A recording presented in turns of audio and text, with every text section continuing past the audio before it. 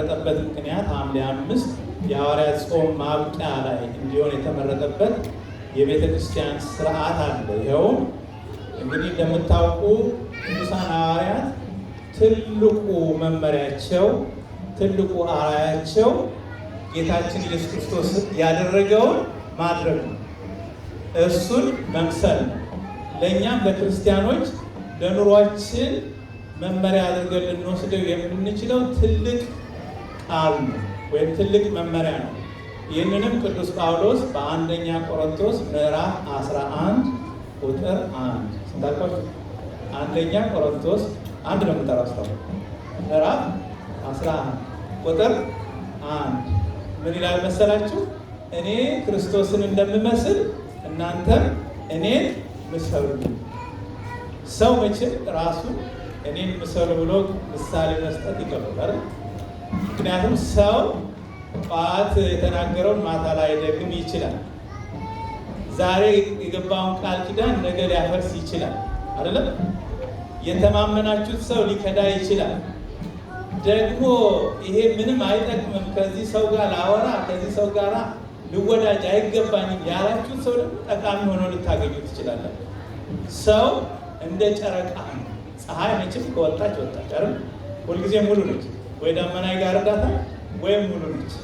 ጨረቃ ግን እያለች ወይ ሙሉ ነች ወይ ጎዶሎ ነች አይደል? ሁልጊዜ እንደሞላቻት ነው። ሰውም እንደ ጨረቃ። ስለዚህ ሰው ግን ራሱን እኔ ክርስቶስን እንደምመስል እናንተም እኔን ምሰሉ ብሎ ምሳሌ መስጠት ከባድ። ነገር ግን እኛ አሁን ዛሬ የምንመስለው ሰው ብናጣ፣ አርአያ የምናደርገው ሰው ብናጣ፣ ወይ ባይኖር ወይ በዓይናችን የሚሞላ ሰው ባይኖር፣ ነገር ግን ይሄን ሁሉ መስፈርት የሚያሟላ ቅዱስ አምላክ አባት አለን። እሱ ምንድን ያለ? እኔ ክርስቶስን እንደምመስል። ምን ማለት ይመስላችኋል? እኔ ክርስቶስን እንደምመስል ማለት ጌታችን ኢየሱስ ክርስቶስ ከተጠመቀ በኋላ ሳይውል ሳያድር 40 ቀን 40 ሌሊት ለመጾም ወደ ገዳም ሄደ አይደል? መጽሐፉ የሚለን ሐዋርያቱ መንፈስ ቅዱስ ከወረደባቸው በኋላ ሳይውሉ ሳያድሩ እንደ ጌታቸው ሊጾሙ እነሱም ወደ ገዳም ሄዱ። የሐዋርያት ጾም የሚባለው እንግዲህ መንፈስ ቅዱስ ከወረደበት ከጰራቅሊጦስ ጀምሮ ያለውን ጊዜ ይዘን 40 ቀን ነው እነሱ የጾሙት። ግን የፋሲካ በዓል አንዳንዴ ወደፊት አንዳንዴ ወደኋላ ስለሚል ቀኑ አንዳንዴ ከ40 በላይ ይሆናል፣ አንዳንዴ ደግሞ ከ20 በታች ይሆናል። እንደ ቀኑ እንደ ዘመኑ ማለት ነው። እና ቤተክርስቲያናችን በእነዚህ በሁለቱ ሐዋርያት ቅዱስ ጴጥሮስ ሌሎቹን ወክሎ፣ ቅዱስ ጳውሎስ ደግሞ የአሕዛብ ሐዋርያ ብቸኛው የአሕዛብ ሐዋርያ ስለሆነ ይህ የሐዋርያት ጾም እንዲፈታ ቤተክርስቲያናችን የደነገገችው ሐምሌ 5 ቀን ነው። ነገር ግን እንዳልኳችሁ የሰማዕትነት ቀን የተቀበሉበት ቀንም ሆነ ዘመን የሁለቱ ሐዋርያት አይመሳሰልም። ግን አንድ የሚያደርጋቸው ነገር ምንድን ነው? በሮም ከተማ ላይ ሁለቱም ሰማዕትነት መቀበላቸው። ስለዚህ ጴጥሮስ በጳውሎስ ተብሎ የሚከበረው በዓል ዛሬ እንግዲህ የጾም ፍቺ ቀን ነው። በሐዋርያት ስም ደስታ የምናደርግበት፣ ሐዋርያት እንደ ጾሙ ጾመን እኛም ሐዋርያት የገቡበት እንዲያስገባን፣ ሐዋርያት እንደ ጾሙ ጾመን እግዚአብሔር ለሐዋርያት የሰጠውን ጸጋ እንዲሰጠን እነሱን ለመምሰል ነው። እንግዲህ ቅዱስ ጳውሎስ በዚህ በሞቱ ልመስለው እወዳለሁ እንዳለ እኛም ክርስቶስ ጾሟል፣ ተጠምቋል አይደለም? እኛም እንጠመቃለን። ጾሟል አይደለም? እኛም እንጾማለን። አያችሁ? ስጋው ደግሞ ቁርባኑን እንኳን ሲሰጥ መጀመሪያ እሱ ራሱ ተቀብሎ ነው አይደለም? ያላደረገውን ነገር አድርጓል አይደለም? ሕግጋትን ሁሉ ራሱ ፈጽሙ ብሎ ነው የሰጠን። ምናልባት አንዳንድ ሰዎች ከመረዳት ማነስ ምክንያት እሱ እኮ የደረሰበትን መከራ የተቀበለውን ፈተና አምላክ ስለሆነ ነው የቻለው ብለው ያስባሉ። ወይም በአምላክነቱ መከራን ከሱ ያራቀ አድርገው ያስባሉ። አሁን ሮምን ስናነሳ መቼም ሮማ ሲባል የሮማን ካቶሊክ ቤተክርስቲያን ሳታስቡ አልቀረም ማለት ነው። አሁን አንዳንድ ጊዜ ልጆቻችን እኛና ካቶሊካውያን ልዩነታችን ምንድን ነው እያሉ በሚጠይቁ ጊዜ መልስ ለመመለስ እንቸገራለን። ምክንያቱም ጠንቅቀን አናውቀው። እኛና እነሱን ያለያየን ምን እንደሆነ ስለማናውቀው ማለት ነው። አሁን ይሄ ቅድም እንዳልኳችሁ በሰውነቱ ጌታችን መከራን እንደተቀበለ እኛም መከራን እንድንቀበል በመከራውም ደግሞ መከራን እንዳራቀ ከመስቀል በኋላ ትንሣኤን እንዳሳየ እኛም ከእሱ ጋር መከራ ብንቀበል በትንሣኤው ደግሞ እንደምንተባበረው እንድናምን ነው እና የእኛ ቤተክርስቲያን ከስሟ አንዷን ሐረግ ጠቅሼ እኛ ከሮማውያን ወይም ከሮም ቤተክርስቲያን የምንለይበትን ነገር ቀለል ባለ ምሳሌ ለማስረዳት እሞክራለሁ። ባለፈው ሳምንት አስታውሱ ከሆነ ስለ ምስጢረ ምንድን ነው የተነጋገርነው? ስለ ምስጢረ ታስታውሳለህ? ባለፈው ሳምንት ስለ ምንድን ነበር የተነጋገርነው? በተነበበው ጽሑፍ ላይ ተነስተን ስለ ምስጢረ አብርሃም ስታስታውሱ ለምን ታስታውሳለህ? የአብርሃም ምንድን ናቸው? የአብርሃም ሥላሴ። አብርሃም ቤት ሶስት ሆነው የገቡትን አንስተን አንድነት ሶስትነት እንዴት እንደሆነ አጠር አድርገን ተነጋግረን ነበር። ፀሐይን ምሳሌ አድርገን እንደዚሁም ደግሞ የእኛን ቃላችንን እስትንፋሳችንን ምሳሌ አድርገን ተነጋገርን። ዛሬ ደግሞ ስለ ምስጢረ ስጋዌ እንነጋገራለን። ስጋዌ አይደለም፣ ስጋ ይባላል። ያ አማርኛ ነው። በግዕዝ ስጋዌ። እስቲ በሉ ስጋዌ። በተለምዶ ዝም ብለን ምስጢረ ስጋዌ ይላል። ጋ ምን ይደረጋል? ይጠብቃል። እስቲ በሉ ስጋዌ። ስጋዌ ማለት ሰው የመሆኑን ነገር የሚያስረዳ ነው እና እኛ ከስማችን እንግዲህ ኦርቶዶክስ ከሚለው ጎን አንድ ሌላ ስም አለ። ምንድን ነው? ተዋህዶ። የምንና የምን ተዋህዶ ነው? የምንና የምን ተዋህዶ ነው? አንዳንድ ተሳዳቢዎች ይገርማቸዋል። ሀገራችን ቅባትና ጸጋ የሚባል ሃይማኖት አሁን ራሱ በጎጃም አካባቢ ያለ ሰምታችሁ ከሆነ ቅባቶች የሚባል ሰምታችሁ አታውቁ? ቅባቶች ጸጎች የሚባሉ አታውቁ? ቅባቶች የሚባሉ ጌታችን ኢየሱስ ክርስቶስ በቅባተ መንፈስ ቅዱስን ተቀብቶ የእግዚአብሔር ልጅ ሆነ፣ በጸጋ የእግዚአብሔር ልጅ ሆነ ብለው የሚያስተምሩ ነው ቅባት የሚባሉ። ጸጎች ደግሞ ጌታችን ኢየሱስ ክርስቶስ የማደጎ ልጅ ነው፣ አዳፕት የተደረገ ማለት ነው። ይገባችኋል? እኛ አሁን ጌታችንን የማደጎ ወይም አዳፕት የተደረገ ልጅ ነው ብለን እናምናለን። የባህሪ ልጅ ነው ማለት ነው። የባህሪ ልጅ ማለት ባህሪው እንደ አባቱ የሆነ ማለት ነው። ሰው አሁን ሰው የሚወልደው ምን ሰው አይደል? ሰው የሚወልደው ሰው በባህሪው ምንድን ነው ማለት ነው? አንድ አይነት ናቸው ማለት ነው። አባትና ልጅ ቢቀዳደሙ በባህሪ ግን ስንት ናቸው? አንድ። ሰው እንስሳ ይወልዳል ወይም እንስሳ ሰው ይወልዳል? አይወልድም አይደለም? እንደዚሁ እንስሳ እንስሳን እንደሚወልድ ሰው ሰውን እንደሚወልድ አምላክ ደግሞ ምን ይወልዳል? ማን ይወልዳል? ምን ይወልዳል? አምላክ ምን ይወልዳል? አምላክን ይወልዳል። አያችሁ? አምላክ አምላክን ይወልዳል። በባህሪው እሱን የሚመስል የሚያክል ማለት ነው እና ይሄንን ትምህርት በመቃወም ቅባቶች የሚባሉና ጸጋዎች የሚባሉ ነበሩ በሀገራችን። እንዳው ስንት መዓት አውርደዋል በዚህ ምክንያት። እንዳውም በአንድ ቀን እኛ ሀገር ስለማይወራ ነው እንጂ አሁን እዚህ ሀገር ብለዲ ሰንዴ የሚባል ነገር ሰምታችሁ ታውቃላችሁ? ኖርዘርን አይርላንድ በብለዲ ሰንዴ ስንት ሰው ነው የሞተው? ስንት ሰው እንደሞቱ ታውቃላችሁ? ብለዲ ሰንዴ ይሉታል። በመቶዎች የሚቆጠሩ ሰዎች ናቸው የሞቱት በሃይማኖት በተነሳ ግጭት ማለት ነው። እኛ ሀገር በንጉሥ ሱስንዮስ ጊዜ ኦርቶዶክስ ሃይማኖትን ሽረው የካቶሊክ ሃይማኖትን በማምጣታቸው በአንድ ሰንበት ስንት ሰው ሞተ ይመስላችኋል? እስቲ እንደው ገምቱ። ስንት ሰው? አራት። በሺህ የሚቆጠር ነው። በሺህ የሚቆጠር ስንት ሺህ በል እስቲ አምጣው። ስንት ሺህ? ሁለት፣ ሶስት፣ አራት ልቀጥል። 8,000 ሰው በአንድ ቀን በአንድ እሑድ በዚህ በቅባት ጸጋ በሚል ጦስ ምክንያት በተፈጠረ ግጭት ክርስቲያኖች እርስ በርሳቸው በመፋጨታቸው 8,000 ክርስቲያኖች እንዳውም ይገርማችኋል ይሄ ሰማዕትነት አያመልጥህ እያሉ አንገታቸው ላይ ክር ያሰሩ ሰዎች ሁሉ ይኸው እኔም ተዋህዶ ነኝ እኔም ክርስቲያን ነኝ እያሉ እየሄዱ ይገደሉ ነበር። አሁን እኛ መቼም አምጣውና እንደው በሃይማኖታችን አንድ ጉዳይ ቢመጣ ሮጠን ለማምለጥ አንደኞች ነን። አድርስ ግን እግዚአብሔር ከዛ ይጠብቃል። ለማንኛውም በዚያን ጊዜ እንግዲህ አፄ ሱስንዮስ አልፈው ልጃቸው አፄ ፋሲል ከተተኩ በኋላ ምን አሉ?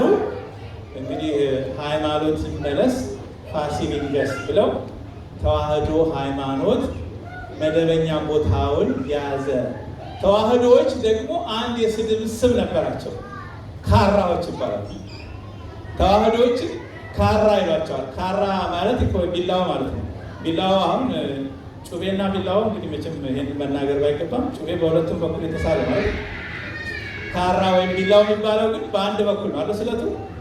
ስለዚህ በአንድ በኩል ብቻ ስለት ስላለው አንድ ባህሪ ስለሚሉ ካራዎች እያሉ ይሰድቧቸው ነበር። ከዚያ በኋላ እንግዲህ በሀገራችን ይሄ ቅባትና ጸጋ የሚለው ጨርሶ ባይጠፋም ጭል ጭል እያለ አሁን ድረስ አለ። ይገርማቸዋል። አሁን ድረስ በጎጃም እንዳውም አንዳንድ ቦታ ላይ ጳጳሳት እስከ መሾም ሁሉ የደረሱበት ጊዜ ነበር አይደል? እነዚህ ሰዎች እንግዲህ የሚያስተምሩት ትምህርት እንደነገርኳቸው በአጭር አነጋገር አንዱ ክርስቶስ ተቀብቶ የእግዚአብሔር ልጅ ሆነ ሲል፣ አንደኛው ደግሞ በጸጋ በማደጎ የእግዚአብሔር ልጅ ሆነ ብሎ የሚያስተምሩ ናቸው። እኛ ግን የምናስተምረውን ትምህርት ደግሞ አጠር አድርገን መናገር ያስፈልጋል።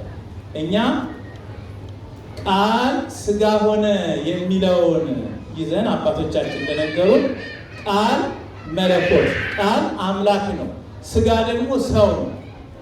ያ ቃል ሥጋ ሆነ ስንል ቃል ሥጋ ወደ መሆን ሳይለወጥ፣ ሥጋም ቃል ወደ መሆን ሳይለወጥ ሁለቱ ምን ሆኑ? ተዋሃዱ። ምን ማለት ነው? ይህንን በአጭር ምሳሌ እናስረዳ። ለምሳሌ አሁን አንጥረኛ ቤት ወይም ቀጥቃጭ ብረት ቢላው ወይም መዶሻ ይህን የመሳሰለውን የሚሰራ ሰው ቤት ሄዳችሁ አይታችሁ ከሆነ ብረቱን እሳት ውስጥ ይከተዋል አይደል? ብረቱን እሳት ውስጥ ሲከተው ብረቱ ምን ይሆናል? ምን መልክ ይይዛል? የእሳቱን መልክ ይይዛል። ቀይ ነው አይደል? አሁን ያን ሲቀጠቅጠው ያንን ብረት ሲቀጠቅጠው እሳቱን ነው ብረቱን ነው የሚቀጠቅጠው? ብረቱ እሳቱን ያገኘዋል? ብረቱን ነው የሚያገኘው። ብረቱን ነው የሚቀጠቅጠው? እሺ፣ ብረቱ ተጨፍልቆ እየጠፈጠፈ ሲሄድ እሳቱ እንደ ቀድሞ ቅርጽ ይዞ ነው ወይስ የብረቱን ቅርጽ ይከተላል? የብረቱን ቅርጽ። ስለዚህ ተዋህዶ ማለት ይህ ነው ይላሉ አባቶቻችን። እሳቱ የመለኮቱ ምሳሌ፣ ብረቱ ደግሞ የሥጋው ምሳሌ። አሁን አንድ ሰው ያንን እሳት ያንን ብረት ቢይዘው ያቃጥለዋል? አያቃጥለውም? እሳትን ግን ብቻውን መያዝ ይቻላል? አይያዝም ማለት ነው። እሳት የሚያዘው ምን ሲሆን ነው? የዛን የብረቱን አካል ነስቶ ገዝፎ የሚዳሰስ የሚጨበጥ ሲሆን። ስለዚህ ዮሐንስ በራእዩ እንዳለ በምዕራፍ 1 ላይ ጌታችን ኢየሱስ ክርስቶስን በራእይ ሲያየው እግሮቹ የጋለ ናስ ይመስላሉ ይላል። ይሄን ምሳሌ ይዘው የጋለ ናስ ቀይ የሆነ ማለት ነው። እሳት የገባው ናስ የቀዘቀዘ የበረደ ሳይሆን ናሱ ወይም ብረቱ እሳት ገብቶት እንደሚታይ ማለት ነው። ስለዚህ እነዚህ መለኮታዊ ባህሪውና የሰብአዊ ወይም የሰውነት ባህሪው ምን ሆኑ ማለት ነው? ተዋሃዱ። ስለዚህ ተዋህዶ የተባልነው በዚህ ነው ማለት ነው። አያችሁ፣ ቃል ሥጋ ወደ መሆን ሳይለወጥ። እንግዲህ እሳቱ ብረት ወደ መሆን ተለውጧል እንዴ? ተለውጧል? አልተለወጠም። ብረት ውስጥ እሳት ወደ መሆን ተለውጧል? አልተለወጠም። ግን ሁለቱም ምን ሆኑ? ተገናዘቡ ይባላል። ተገናዘቡ ማለት ምን ማለት ነው? እሳት የብረትን አካል ገንዘቡ አደረገ። ብረት ደግሞ የእሳትን ማቃጠል ገንዘቡ አደረገ። ተገናዘቡ ማለት ይገባችኋል? አሁን እንደው በጣም ደካማ ምሳሌ ንገራችሁ። አንዲት ምስኪን የድሃ ልጅ አንድ ልዑል ብታገባ፣ ቤተ መንግስት ብትገባ ንግስት መባል ይቀርባታል? ይቀርባታል? ለምንድን ነው ንግስት የተባለችው? በምንድን ነው ያገኘችው ንግስናው? በባሏ። አያችሁ፣ የእኛም ጎስቋላው ባህሪያችን ይህ አፈር የሚበላው ሰውነታችን ቤተ መንግስት ገባና እንዲሰገድለት አምላክ ተብሎ እንዲመለክ ክብር አገኘ ማለት ነው። ተግባብተናል? በትንሹ በቀላሉ አነጋገር ነው። ታዲያ ካቶሊካውያን ምን ይላሉ ያላችሁ እንደሆነ አይ አልተዋሃዱም፣ ሁለቱ እንደ አለቃና እንደ ጠበቃ ተጠባብቀው ሁለት ባህሪ ሆኖ በአንድ ሰውነት ውስጥ ተቀምጠዋል።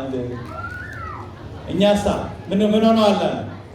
ተዋህደዋል። አያችሁ፣ እነሱስ ምን አሉ? አልተዋሃዱም። ስለዚህ እኛ ወልድ ዋህድ እንኳን ስንል አንድ ወልድ ስንት ልጅ እንዳለው ነው የምናምነው እኛ። እግዚአብሔር ስንት ልጅ አለው? አንድ። እመቤታችን የወለደችውን እግዚአብሔር አልወለደውም? ምንድን ነው ያላት? እንዳውም ቅዱስ ገብርኤል ከአንቺ የሚወለደው ቅዱሱ የእግዚአብሔር ልጅ ይባላል። አየሽ፣ ከእሷ የሚወለደው የእግዚአብሔር ልጅ ይባላል ስላለ እመቤታችን ሰው ወልዳ በኋላ በማደጎ በጸጋ የእግዚአብሔር ልጅ ወደ መሆን አልመጣም። ፕሮቴስታንቶችን ሰምታችኋቸው ከሆነ ብዙ ጊዜ ሲያንቃቸው ታያላችሁ። የኢየሱስ እናት ነው የሚሉት ወይስ የአምላክ እናት ሲሉ ሰምታችሁ ታውቃላችሁ? እስቲ በደንብ አዳምጧቸው። የኢየሱስ እናት ነው ሲሉ የምትሰሟቸው ለምን ይመስላችኋል?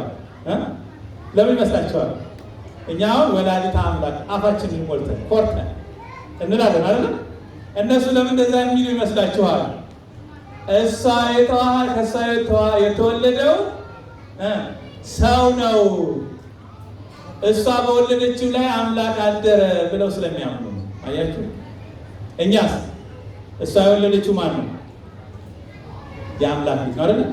እኛ በሃይማኖታችን እንግዲህ በችም ሃይማኖታችን በጣም በተቃራኒ ነገር የተከበበ ነው። ጌታችን ኢየሱስ ክርስቶስን እንደ ሕፃን በግርግም ተኝቶ ሲያለቅስ አይተነዋል አይደል? ደግሞ በአደባባይ ወጥቶ ድውያንን ሲፈውስ፣ ዕውራንን ሲያበራ፣ የሞተውን ሲያስነሳ፣ አጋንንትን ሲያወጣ አይተነዋል። ይለያያሉ እንዴ? እነዚህ ሁለቱ ይለያያሉ? አይለያዩ። እንዳውም አባቶቻችን የሚጠቅሱት አንድ ምሳሌ አለ። አሁን ከእናቱ ማህፀን ጀምሮ አይነ ስውር ሆኖ የተወለደው ሰው ታውቁታላችሁ አይደለም? ምን አደረገው? በምራቁ ጭቃ ቀብቶ አይኑን ጭቃውን ለብሶ አይኑን ቀባውና ሂድና በሰሊሆን መጠመቂያ ተጠመቅ አለው። እቺ ልጅ ሲተዳደራለች።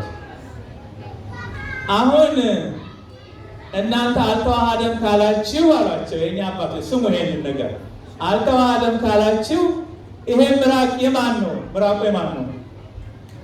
የማን ነው ምራቁ?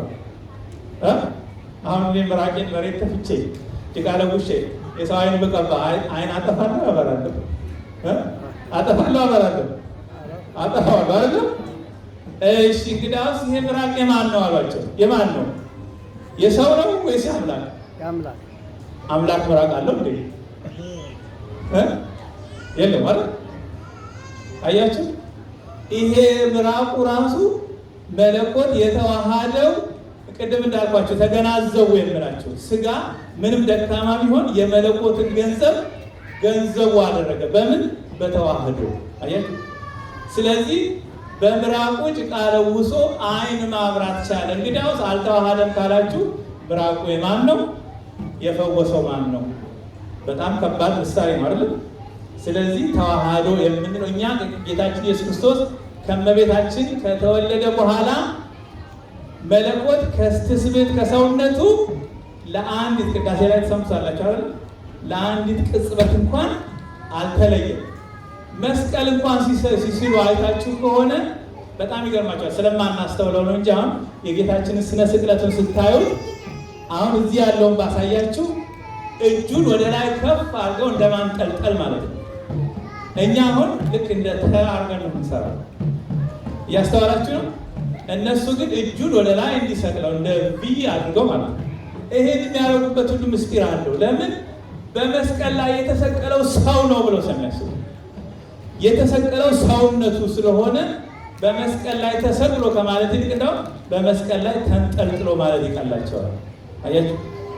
እኛ ግን ለአፍታ እንግዲህ ተመልከቱ፣ መስቀል ላይ ራሱ እንኳን ሆኖ የምናስቀምጥበትን ሄሎን አያችሁ አይደል? ተለይቶታል። ከሞተም በኋላ አልተለየው፣ ከመሞቱም በፊት አልተለየው። ስጋ ከመለኮት ከተዋሃደባት ቅጽበት ከመቤታችን ማህፀን ማለት ነው ከተዋሃደባት ቅጽበት ጀምሮ ተዋህዷል። ስለዚህ ለአንዲት ቅጽበት አይን ጥቅሻ ያህል እንኳን አልተለየም እያለ በቅዳሴ ላይ ተሰሙ። እያንዳንዱ ቅዱሳን አባቶቻችን ቅዳሴ የደረሱ ሰዎች እችን ሳይጠቅሷት አያልፉ። ስለዚህ ነው እኛ ተዋህዶ የተባለው። ተዋህዶ ንጽሕት የምትባለው ለዚህ ነው። ንጹህ ማለት እኮ አያችሁ የተነካካ ነገር የለው፣ የተደባለቀ ነገር የለው፣ መንትያ የለው። ሁለቱ በአንድ ዕቃ ውስጥ በአንድ ከረጢት ተጠቅልሎ እንዳለ አይደለም። በአንድ ሰውነት ውስጥ ሁለት ባህሪ ያለ ብለን አናስተምርም። አያችሁ መለኮቱ ከትስብእቱ ከሰውነቱ ጋር ፍጹም ተዋህዷል ብለን ነው የምናስተምረው። ለዚህም ነው ስማችንን እንኳን ስንጠራ ኦርቶዶክስ ተዋህዶ፣ ኦርቶዶክስ የሚለውን በሌላ ጊዜ እናነሳለን።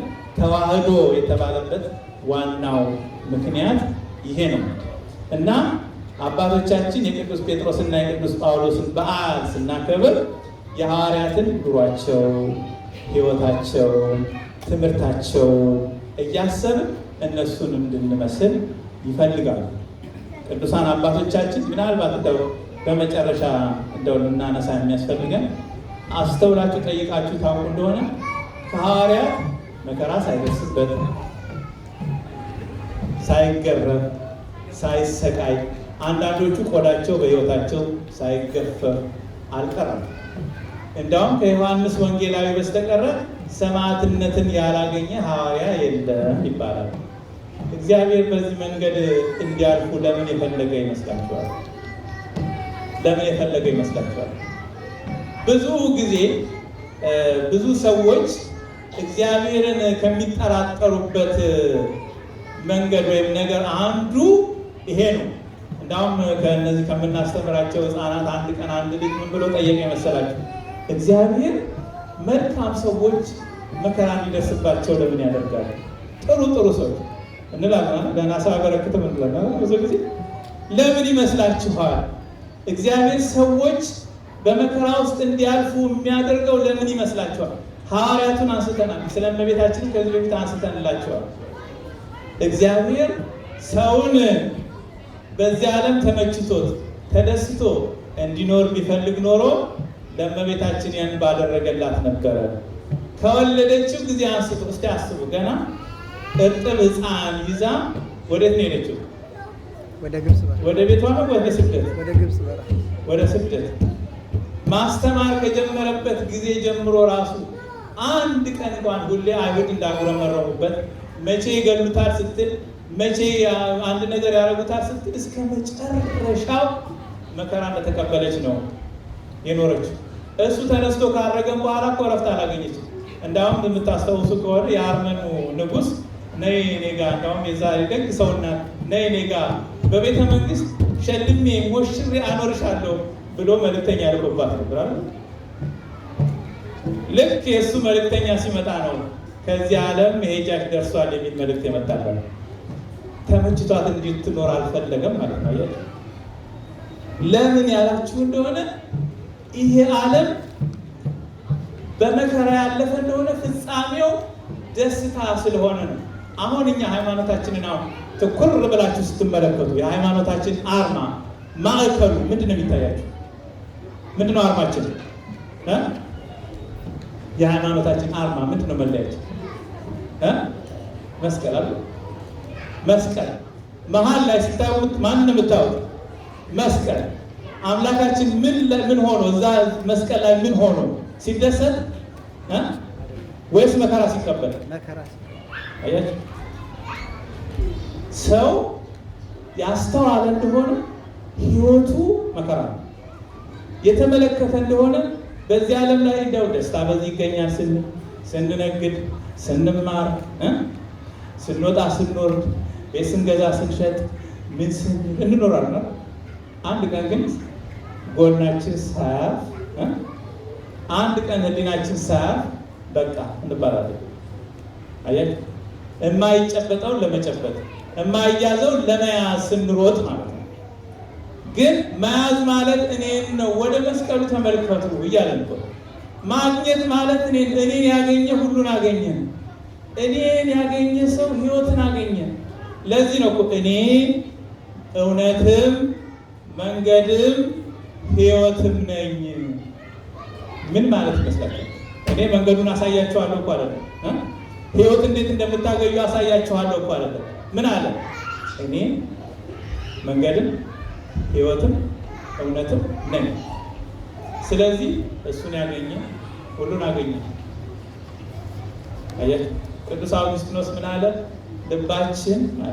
ልባችን አንተን እስኪያገኝ ድረስ በዓለም ሲባዝን ሲወጣ ይኖራል፣ አንተን አግኝቶ እስኪያርፍ ድረስ። አሁን ልብ ያረፈለት ሰው ለእውነት ነው። የምትፈልጉትን አግኝታችሁ የምትኖሩ ሰዎች አለ ነው። አሁንም እየፈለግን ነው። እስቲ የምትፈልጉትን አግኝቼ እየኖርኩ ነው የምትሉ እንደው ትንሽ እጃችሁን ብቃሉ መሰለኝ አለ። ያላገኛችሁስ አሁንም እየፈለጋችሁ ያለ እኔም አንዱ ነኝ። ሁላችንም እየፈለግን ነው አይደል? እንግዲህ ፍለጋችን ይብቃ። አግኝተነዋል የምንፈልገው ማንን? ክርስቶስን፣ እግዚአብሔርን፣ ጌታችንን፣ እመቤታችን፣ ቤተክርስቲያናችንን አግኝተናል። ሕይወታችን ከዛ ውጭ እንዳልሆነ እመኑ፣ እረፉ። የምትወጡ የምትወርዱ ልባችሁን እሱ ላይ አሳርፉና እረፉ። ምንድን ነው ያለው እሱ? እናንተ ሸክማችሁ የከበደ ወደ እኔ ኑ እኔም አሳርፋችኋለሁ። እኔ ያለ ቀንበሬ ልዝብ ሸክሜም ቀሊል ነው አላለም? ስለ ቀንበር ባለፈው አንስቼላችኋል። ቀንበሬን በላያችሁ ተሸከሙ የሚል። አሁን በሬ ሲጠመድ አይታችኋል አይደል? ሁለት በሬ ተደርጎ ነው የሚጠመደው። አንዳንድ ጊዜ አንዱ ሰነፍ አንዱ ጎበዝ ይሆንና በሬው ሁለቱን አድርገው ነው የሚያስዋል። እንደዛ ያደርጋሉ። አሁን እኛ አስቡን እንግዲህ አንዱን የቀንበሩን እኛ አንገት ውስጥ ገብቶ ሌላው ደግሞ ክርስቶስ አንገት ውስጥ ገብቶ እርሻ ገብተናል። ማነው ያን ቀንበር የሚሸከመው? እሱ ነው። እኛ አያችሁ፣ ሸክማችሁን እኔ እሸከመዋለሁ እኮ ማለት ነው። እኔ ጋር የመጣችሁ እንደሆነ ለድካማችሁ እረፍት ታገኛላችሁ። እኔ ጋር የመጣችሁ እንደሆነ ሕይወታችሁ ሰላም ይሆንላችኋል። ሰላም ሲባል ግን እንደ ምድራዊ ሰላም እንዳይመስላችሁ። ሰላም ብዙ ገንዘብ ከማግኘት፣ ሰላም ከጎረቤት ጋር በመስማማት፣ ሰላም ያሰቡትን ሁሉ ከማግኘት፣ ከመብላት ከመጠጣት የሚገኝ አይመስላችሁ። ይህ እኮ ሰላም ሰው እኮ ጠጅ ጠጥቶ እኮ ይደሰታል አይደሰትም? ጠጅ ጠጥቶ እኮ ይደሰታል። ልዩነቱ ምንድን ነው ግን? የጠጅ ደስታ በማግስቱ ምን ይዞ ይመጣል? ምን ይዞ ይመጣል? ደስታ ነገር ይመጣል፣ ራስ ምታት ይዞ ይመጣል። ከእግዚአብሔር ያው እንደው ምንድን ነው የሚለው ቅዱስ ጳውሎስ? በእግዚአብሔር መንፈስ ቅዱስ ስከሩ ነው የሚለው። የመንፈስ ቅዱስ ስካር ምን ያደርጋል? ሰውን በሕይወቱ ጦርነት እያለ ሰላም ይሰማዋል፣ ድህነት እያለ ብልጽግና ይታየዋል። አያችሁ፣ ከሁሉ ያነሰ ሆኖ ከማንም እንደበለጠ ሆኖ ይሰማዋል። ሁሉ የጠላው ሲሆን ሁሉ እንደሚወደው ይታየዋል። አያችሁ፣ ለምን? የሁሉ ጌታ፣ ሁሉን የሚወድ፣ ሁሉን የሚመራ፣ ሁሉን የሚያስተዳድር፣ ሁሉን የሚወድ እሱን እንደሚወደው ስለሚያስብ። ሰው ጠላኝ ብላችሁ አይክፋችሁ። ሰው ናቀኝ ብላችሁ አይክፋችሁ። ገንዘብ አጣው ብላችሁ አይክፋችሁ። እውቀት አጣው ብላችሁ አይክፋችሁ። እግዚአብሔርን ያጣችሁ ጊዜ የዛን ጊዜ አልቅሱ። እግዚአብሔርን የሳታችሁ የረሳችሁት ጊዜ የዛን ጊዜ አልቅሱ። እሱን ያስታወስን እንደሆነ ግን ቅድም እንዳነሳናቸው ቅዱሳን ሐዋርያት ቅዱስ ጴጥሮስ ምንድን ነው ያለው? ሊሰቅሉት ሲሉ እኔን እንደ ጌታዬ ሽቅብ ሳይሆን ምን አድርጉኝ አለ? ቁልቁል ስቀል። ይሄንን ሞት እንኳን በጸጋ ለመቀበል ዝግጁ እንሆናለን ማለት ነው። ማን ነው ለመሰቀል አሁን እጁን የሚዘረጋ? ማን ነው እንኳንስ ቁልቁል ስቀሉኝ ሊል ቀርቶ ሰቃዮቹ ፊት መቅረብ የሚችል ማን ነው? ይሄን ምን ያሳያቸዋል? በውስጡ ያደረ መንፈስ ቅዱስ፣ በእሱ ያደረ የእግዚአብሔር መንፈስ ይሄንን ነገር በጸጋ እሺ በእጄ በጎ ብሎ እንዲቀበል አደረገው ማለት ነው። አያችሁ፣ እግዚአብሔር መከራን የሚያርቅላችሁ አይምሰላችሁ። እግዚአብሔር ድህነትን የሚያርቅላችሁ አይምሰላችሁ። ብዙ ገንዘብ በመስጠት ችግራችሁን የሚፈታ አይምሰላችሁ። ጤና በመስጠት ችግራችሁን የሚፈታ አይምሰላችሁ። እግዚአብሔር ግን እሱን በማየት እንድትደሰቱ ነው የሚያደርገው። አጠገቤ አለ። አሁን በጨለማ ስትሄዱ አብራችሁ አንድ ነው ጡንቻ ያለው ሰው አብራችሁ ካለ ትፈራላችሁ? አትፈሩ ማለት ግን ያ ሰው እኮ ጨለማውን አያርቅላችሁም። ግን የሚያደርግላችሁ ነገር አለ። ምን አለ? የሚሰጣችሁ ኮንፊደንስ አለ አይደል? ችግር እንኳን ቢመጣ እሱ ከኔ ጋር ነው ትላላችሁ። እግዚአብሔርም ይሄ ነው እኮ ነው። በጨለማ ውስጥ እንኳን ብሄድ፣ በሞት ጥላ ውስጥ እንኳን ብሄድ አንተ ከኔ ጋር ነህና ሞትን ከቶ አልፈራም አለዳል። አያችሁ? ስለዚህ እግዚአብሔር ከችግራችሁ ጋር ተስማምታችሁ ልትኖሩ፣ ከጤና ማጣታችሁ ጋር ተስማምታችሁ ልትኖሩ፣ ከሰው አለመስማማታችሁ ጋር ተስማምታችሁ እንድትኖሩ፣ ባላችሁ ተደስታችሁ እንድትኖሩ ነው የሚያደርጋችሁ። አያችሁ? ቀንበሩን አብራችሁ ይሸከማል እንጂ ከላያችሁ ላይ ቀንበሩን አያነሳ። ምንድን ያለው? ኑ ቀንበሬን በላያችሁ ተሸከሙ አለ እንጂ ኑ ቀንበሩን አንስቼ ጥልላችኋለሁ አላለም። የብዙዎቻችን ስህተት ይሄ ነው። እኛ እግዚአብሔር ወደደን፣ እግዚአብሔር የምንፈልገውን አደረገ ብለን የምናስበው ከላያችን ላይ ያለውን ነገር ሲያርቅ አይደለም። ይሄ አይደለም። ቅዱስ ጳውሎስ እንዳለ ኃይልን በሚሰጠኝ በክርስቶስ ሁሉን ምን አደርጋለሁ? ምን ማለቱ ይመስላችኋል? እኔ የምችለውን መከራ እኮ እንድችለው የሚያደርገኝ ምንድን ነው አለ? እሱ ኃይልን ስለሚሰጠኝ። ኃይልን ስጠኝ እንጂ መከራውን ይሰጥልኝ አይልም ማለት ነው። እንዳውም ከባድ የራስ ፍልጠት ነበረችበት፣ በኃይል ማይግሬን ማለት ነው። ማይግሬን መቼም ያለበት ሰው ያውቀዋል አይደል? መስኮት ይዘጋል፣ ጨለማ ይሆናል፣ መድኃኒቱ እንኳን ቶሎ አይሰራም አይደለም። እሱም እንደዚህ ዞሮ ሲመጣ ቤቱ ሲገባ ያቺ የራስ ፍልጠት ወይም ማይግሬን ትነሳበታለች። እና ጌታችንን ከኔ ይሄንን በሽታ እንዲያርቅ 3 ጊዜ ስሙ፣ ስንት ጊዜ? 3 ጊዜ ሱባኤ ገብቼ ለመንኩት። እርሱ ግን ምን አለኝ? ጸጋዬ ይበቃሃል፣ ኃይሌ በድካም ይፈጸማልና። አያችሁ? ይሄን በወስድልህ ጸጋ ታጣለህ። ይሄን በወስድልህ የምታደርገውን ነገር ሁሉ ትተዋል። ማታ ሲገባ መቼም ሰው ሲያስተምር ሁሉ መልካም ነገር ይሄን ሁሉ ስሰራው አልኩ ብሎ እኮ ትዕቢት ሊይዘው ይነሳ ይሆናል። ያቺ እንዳትመጣበት እግዚአብሔር ይሄን አደረገለት። ስለዚህ እኛም እግዚአብሔር በሚሰጠን በመከራው ልክ ደስተኛ መሆን አለብን። እግዚአብሔር በሚያደርግልን ማናቸው በሚሰጠን ነገር ሁሉ እናመሰግነዋለን። ይሄን ያደረግን እንደሆነ ፈቃድህ በሰማይ እንደሆነች በምድር ትሆን የምትለዋን የእግዚአብሔርን ፈቃድ አምነን ተቀበል ማለት ነው። ሁልጊዜ እንጸልያለን አይደል? ፈቃድህ ይሁን እንላለን አይደል? አንድ ሰው ያለውን እንደነገርያችሁ ሊጨርስ። በሲኦልና በገነት መካከል ባሉ ሰዎች ያለው ልዩነት አንድ ነው አለ። በሲኦል የነበሩት ፈቃዳችንን ሲሉን የኖሩት አለ። በገነት የነበሩት ደግሞ ፈቃድህን ሲሉን የኖሩት አለ። ይገባችሁ አላሉ? እንደ ፈቃዳችሁ ከኖራችሁ መጨረሻው ሲኦል፣ እንደ እግዚአብሔር ፈቃድ ከኖራችሁ መጨረሻው ገነት ነውና እግዚአብሔር የሰጠንን ነገር በእውነት እንደነዚህ ቅዱሳን ሐዋርያት በጸጋ አሜን እሰይ አስችለን ኃይልህን ስጠን፣ አንተ አትለየን፣ ዘወትር አንተን እያሰብን እያየንን እንድንኖር ማስተዋልን ስጠን ብለን መለመን ያስፈልገናል። ቅዱሳን አባቶቻችን ባለፉበት በሄዱበት ሁሉ እንደረዳቸው እኛንም በቸርነቱ ይርዳን። ቃሉን በማስተዋል በቤቱ ጸንተን እንድንኖር ያድርገን። ከፈተና ከመሰናከል ያውጣን። አሜን። እግዚአብሔር ይስጥልን።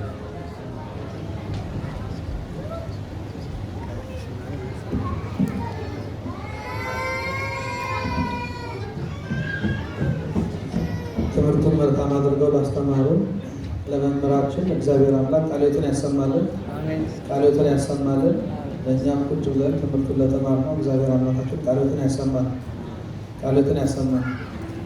እሺ፣ አሁን ቀጥሎ ወደ ስርዓተ ቅዳሴው ማርቂያ ነው የምንሄደው።